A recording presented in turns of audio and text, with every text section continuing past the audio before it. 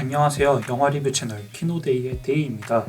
이번 영상에서는 길고 길었던 시리즈의 피날레를 장식하는 영화 쥬라기 월드 도미니언을 리뷰합니다. 공룡들의 터전이었던 이슬라 누블라 섬이 파괴되고 섬을 벗어나 세상 밖에 자리 잡은 공룡들, 세계가 혼란에 휩싸인 가운데 오웬과 클레어는 공룡들을 보살피고 메이지 로그들을 지키기 위해 작은 오두막을 떠나지 않습니다. 그러던 어느 날 복제인간 연구를 진행하려는 기업 바이오신에 의해 메이지가 납치당하고 오웬과 클레어는 메이지를 구하기 위한 여정에 나섭니다. 한편 미국 서부에 나타나 농가들을 휩쓸고 다니는 거대한 메뚜기 떼를 조사하던 엘리 세틀러는 오래된 친구 앨런 그랜트와 함께 메뚜기들이 바이오신의 유전자 조작으로 만들어졌음을 깨닫습니다. 이에 엘리와 앨런은 그 증거를 확보하기 위해 과거의 동료인 이안 말콤의 도움을 받아 공룡들이 모여있는 바이오신 소유의 보호구역으로 향합니다. 쥬라기 월드 도미니언은 1993년에 개봉한 쥬라기 공원을 시작으로 29년간 이어진 시리즈의 마지막 작품입니다. 그래서 쥬라기 월드 3부작의 주인공인 크리스 프렛과 브라이스 달라스 하워드부터 쥬라기 공원 3부작의 주인공인 로라 던, 제프 골드브럭, 샘 닐까지 한자리에 모여 피날레를 장식하고 있죠. 그럼에도 불구하고 피날레를 가장 화려하게 꾸며주는 이들은 역시나 공룡입니다. 전편에서 이슬라 누블라를 탈출해 북미 대륙에 상륙한 공룡들은 이제 어디에서나 볼 수 있죠. 항상 공원이라는 장소에 갇혀 있었던 공룡들은 이제 바다에서도, 눈 내리는 산맥에서도, 소들이 뛰어놀던 평원에서도, 심지어 암시장에서도 나타납니다. 그런데 이번 영화에서는 한 가지 독특한 지점이 있습니다. 언제 어디서나 공룡을 만날 수 있는 세상을 배경으로 만들어 놓고도 영화는 정작 공룡에게 큰 관심을 보이지 않죠. 이번 작품에서 세상을 위기에 몰아넣은 것은 온갖 곳으로 퍼져나간 공룡이 아니라 유전자 조작 메뚜기 떼이고, 영화의 메인 플롯도 유전자 조작 메뚜기를 개발한 기업인 바이오신을 고발하는 것입니다. 이처럼 공룡이라는 소재에 국한되지 않는 대목은 긴 시리즈에서 반복되던 메시지를 탈피해 새로운 화두를 던지며 일견 쥬라기 월드 도미니언만의 개성처럼 느껴집니다. 그러나 한편으로는 지난 아쉬움이 남는 대목이기도 하죠. 시리즈의 진정한 주역인 공룡의 임팩트가 약해지고 시리즈의 마무리로서도 또 단독 작품으로서도 완성도가 기대에 미치지 못한 결정적인 원인이기 때문입니다. 그간 쥬라기 공원 3부작과 쥬라기 월드 1편의 주제는 분명했습니다. 인간의 기술적 진보에 대한 경고였죠. 공룡이라는 환상 속에는 윤리 없이 유전공학을 상업적으로 이용하는 거대 기업들에 대한 비판, 돈과 명예를 좇아 경쟁적으로 발전할 뿐 자기 통제가 이루어지지 않는 현대 과학에 대한 경고, 인간이 자연을 제어한다는 것은 혼돈 효과에 의해 불가하다는 통찰이 담겨 있었습니다. 이는 오리지널 3부작에서 쥬라기 공원이 끝내 실패로 기결되고 성공적인 듯 보였던 쥬라기 월드마저 폐장해야 했던 공통의 원인이었죠. 그러나 전편인 쥬라기 월드 폴른 킹덤부터 시리즈는 기본적인 뼈대는 간직한 채 주제를 조금씩 확장시키기 시작했습니다. 화산이 폭발하며 파괴되는 이슬라 누블라 섬에서 공룡들을 구하기 위해 악전고투하는 오웬과 클레어의 이야기를 담은 전편은 두 개의 축으로 구성되었죠. 인간과 동물의 교감이 한 축이고, 다른 생명의 흥망성쇠에 인간의 개입이 어디까지 허용될 수 있는지에 대한 질문이 다른 한 축이었습니다. 쥬라기 월드 도미니언도 마찬가지입니다. 콜린 트레보로우 감독의 인터뷰에서 시리즈를 관통하는 주제 위에 새로운 질문을 더하고자 하는 의도를 엿볼 수 있습니다.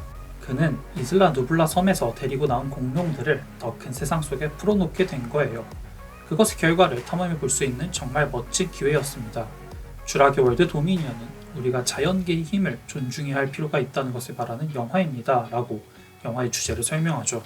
특히 자연계의 힘이라는 말은 영화가 공룡들이 일으키는 문제보다 거대한 메뚜기들이 일으키는 문제에 더 집중한 이유를 암시합니다.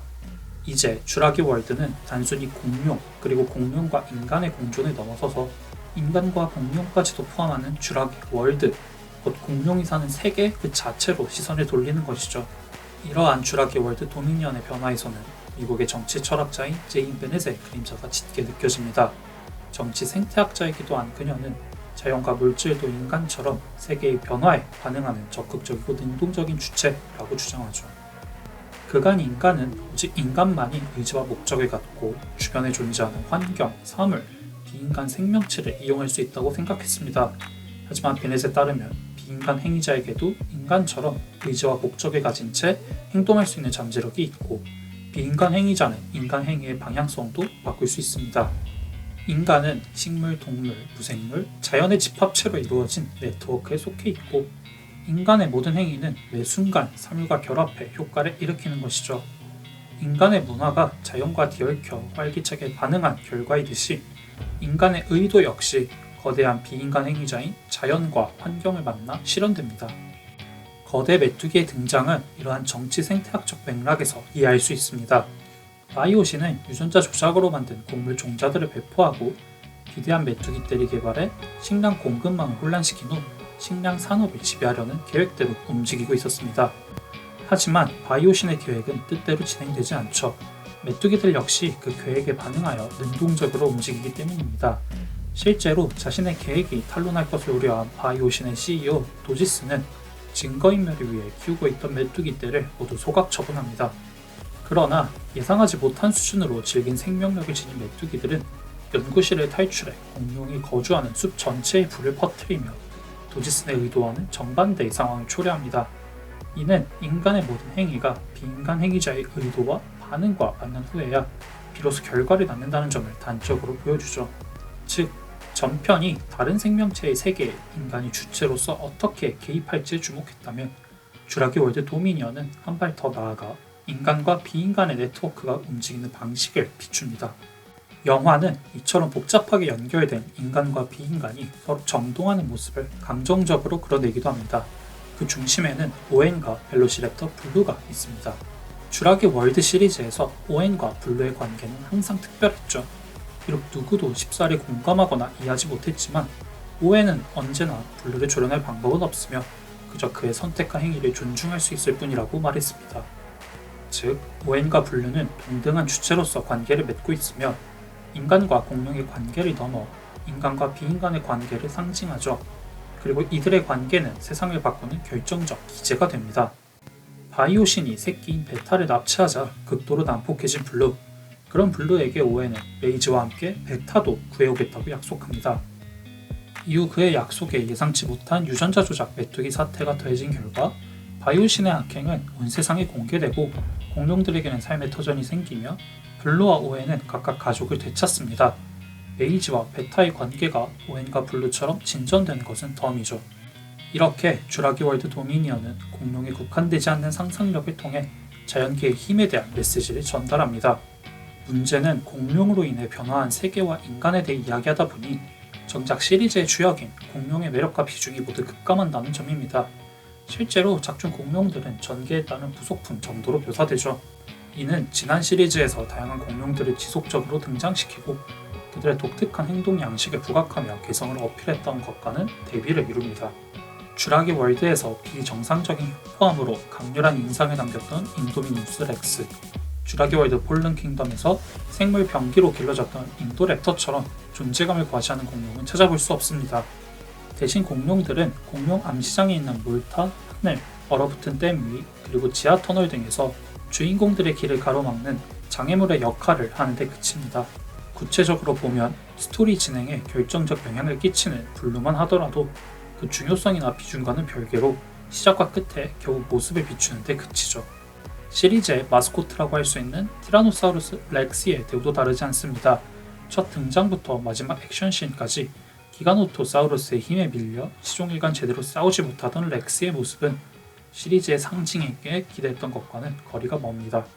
렉시가 다른 공룡과 협력하면서까지 기가노토사우루스를 쓰러뜨려야 하는 이유가 설명되지 않다 보니 렉스의 등장에는 반가움과 의문이 공존하기도 하죠. 빌런 포지션에 가까운 기가노토사우루스 역시 평범한 육식 공룡에 불과할 뿐 뇌리에 각인될 만한 캐릭터성을 어필하지는 못합니다. 심지어 후반부 공룡들 액션씬에서 카메라가 싸우는 공룡보다도 싸움의 현장을 탈출하려는 인간에게 포커스를 맞추다 보니 이들의 존재감은 안타깝게도 더욱 줄어듭니다. 이에 더해 시리즈의 최종장으로서 쥬라기 월드 3부작과 쥬라기 공원 3부작을 모두 아우르려는 시도가 크게 성공적이지 못한 나머지 영화의 메시지가 묻히는 듯한 인상도 남습니다. 쥬라기 월드 도미니언은 크게 3개의 스토리로 구성되어 있습니다. 첫 번째는 오웬과 클레어, 그리고 케일라가 바이오신에게 납치된 메이지와 베타를 찾아 떠나는 이야기입니다. 두 번째는 엘리 세틀러 박사와 앨런 그랜트 박사의 이야기로 그들은 거대한 유전자 조작 메뚜기와 관련된 진실을 찾아 바이오신 보호구역으로 향하죠. 마지막은 도지슨의 음모를 저지하려는 이안 말콤 박사와 램지 콜의 서사입니다. 서로 다른 세계의 스토리는 지각히 진행되다가 3막에 이르러 하나로 합쳐지고 다양한 오마주를 통해 시리즈를 하나로 종합합니다. 그러나 이러한 시도는 역으로 독립된 작품으로서의 완성도를 하락시키는 결과를 초래합니다. 우선 세 개의 이야기를 묻기 위한 자기적인 전개가 눈에 들어오죠. 예를 들어 바이오신 건물에서 탈출한 엘리, 앨런, 이안 일행의 차는 숲 한가운데에서 전복되는데 이 사고는 때마침 오웬과 클레어가 있는 바로 그 장소에서 일어납니다.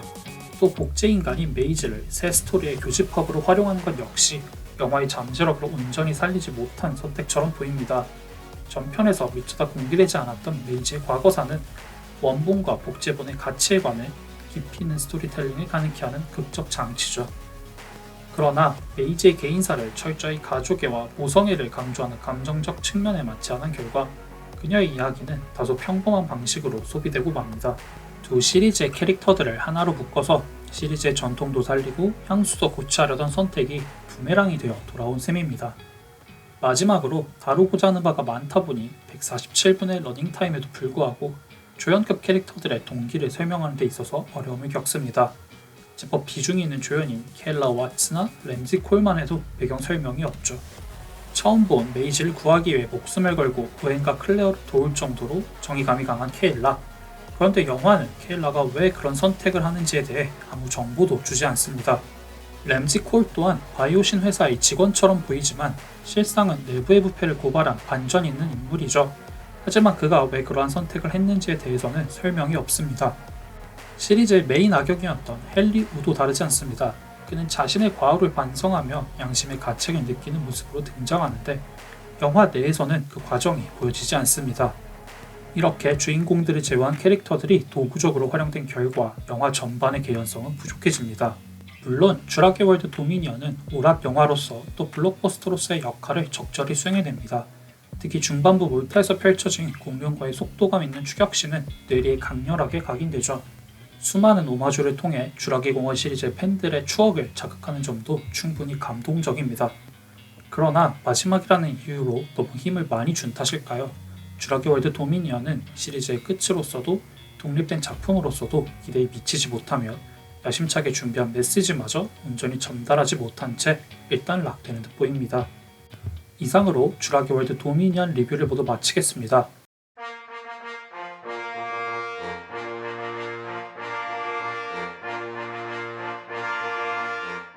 더 많은 영화 리뷰는 아래 링크에 브런치, 키노라이츠, 오마이뉴스, 네이버 블로그, 카카오 뷰를 통해 보실 수 있으니 많이 이용해주세요. 리뷰 내용이 마음에 드셨다면 리뷰 제작에 큰 힘이 되는 구독과 좋아요, 알림 설정 모두 부탁드리겠습니다. 끝까지 봐주셔서 감사합니다.